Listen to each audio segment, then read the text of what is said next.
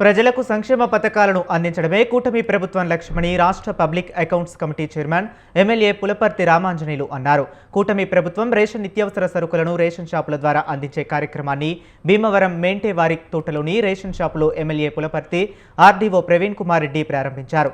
ప్రతి నెల 1వ తేదీ నుంచి 15వ తేదీ వరకు దుకాణంలో సరుకులు తీసుకోవచ్చని అన్నారు. 65 సంవత్సరాలు దాటిన వారికి ఇంటి వద్దకే రేషన్ అందిస్తామని చెప్పారు. నిలబడితే సంక్షేమ కార్యక్రమాలు చేయడానికి అవకాశం ఉంటుంది. దానికోసం ఈ ప్రభుత్వాన్ని మీరు బలపరచండి. మీకు కావలసిన అన్ని కార్యక్రమాలు కూడా చేయడం జరుగుతుంది. దీంట్లో చాలా మంది ఎదురు చూస్తున్నారు, ఇటుకో ఇల్లు మాకు ఇవ్వలేదు అని. దానికోసం మీరు అందరూ అడుగుతున్నారు. దానికి ఉన్న సమస్య ఏంటంటే అమ్మా,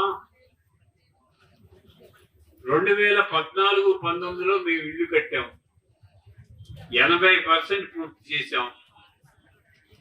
19లో ప్రభుత్వం పడిపోయింది, వైఎస్ఆర్ ప్రభుత్వం వచ్చింది.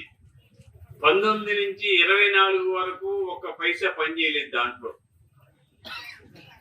ఇళ్ళకి బాత్రూములు బిగించలేదు, నీళ్లు లేవు, కరెంట్ లేదు, ఏ సౌకర్యాలు చేయకుండా అలా వదిలిపెట్టేశారు. ఇప్పుడు మళ్ళీ మన ప్రభుత్వం వచ్చింది. ఈ 20% పని, మిగిలిపోయిన పనిని చేసి మీకు 2-3 మాసాల్లో ఎవరి దగ్గర అయితే డబ్బులు కట్టించుకున్నామో